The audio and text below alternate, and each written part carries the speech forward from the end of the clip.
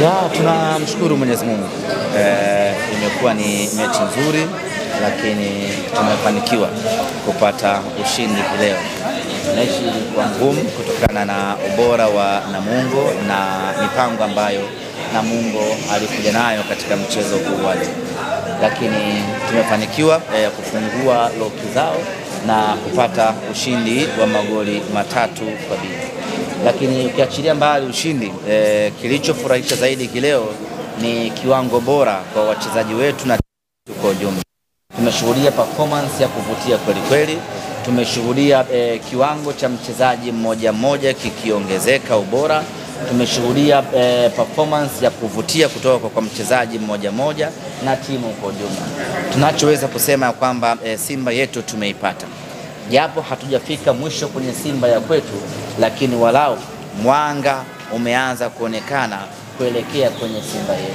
Wana Simba wanafahamu wanataka mpira wa aina gani, wanataka mpira mzuri, wanataka pasi nyingi, wanataka magoli mengi, wanataka kuona wachezaji wakifanya pressing, wanataka kuona wachezaji wakikimbia, wachezaji wanatengeneza mashambulizi na nafasi. Na vyote hivyo vimeonekana katika mchezo huu wa leo. Lakini watu wameshuhudia mabadiliko ya kikosi, lakini kama haitoshi, watu wameshuhudia mabadiliko ya wachezaji mmoja mmoja, kitu ambacho kimeweza watu wengi. Kila mwana Simba ambaye anaondoka hapa Benjamin Mkapa leo anaondoka akiwa na furaha ya hali ya juu mno baada ya kuiona Simba mpya, Simba ya kwetu. Matola amerahisisha mpira, ameonekana mwepesi mpinzani wenu leo. Ya, Matola ni moja kati ya makocha bora sana tuliokuwa nao barani Afrika, na tumeona leo namna ambavyo amekuwa na uthubutu wa kufanya mabadiliko ya kikosi, lakini kama haitoshi, namna ambavyo amekuwa na uthubutu wa kuona yule pale hayuko sawa sawa, wacha ni mbadilisha. Hiyo yote inatokana na upeo wake mkubwa wa kusoma mchezo na kuangalia mechi inaendeleaje.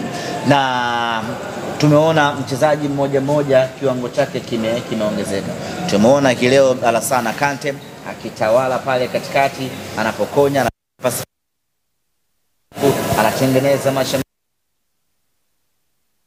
Tumeona kwenye kiwango bora namna hii.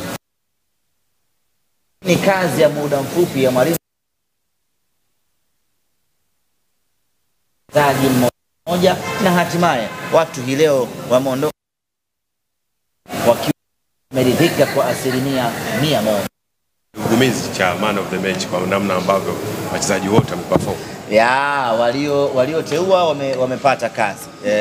Kwa sababu kuna wakati alionekana kama Budo angeweza kuwa man of the match, kuna wakati kama Kante angekuwa man of the match, kuna wakati waliofunga pengine wangeweza kuwa man of the match, lakini yote kwa yote wamekwenda kuchagua mtu sahihi ambaye ni Rushin De Reuck, baada ya kazi kubwa ambayo ameifanya, interceptions ambazo amezifanya, blocking ambazo amezifanya, ukijumlisha na goli ambalo amefunga, limemuongezea thamani katika mechi leo, na hatimaye amekuwa mchezaji bora.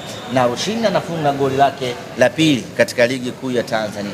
Ni jambo la kufariji kuona ya kwamba ukiachilia mbali washambuliaji tunao wategemea, lakini hivi sasa tunapokuwa na mipira iliyokufa kuelekea katika lango la mpinzani, Rushin anaongezeka pale na anatengeneza options za wafungaji kuwa wengi.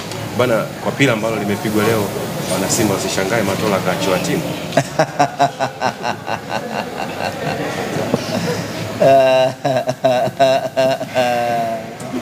Tusubiri viongozi wataamua.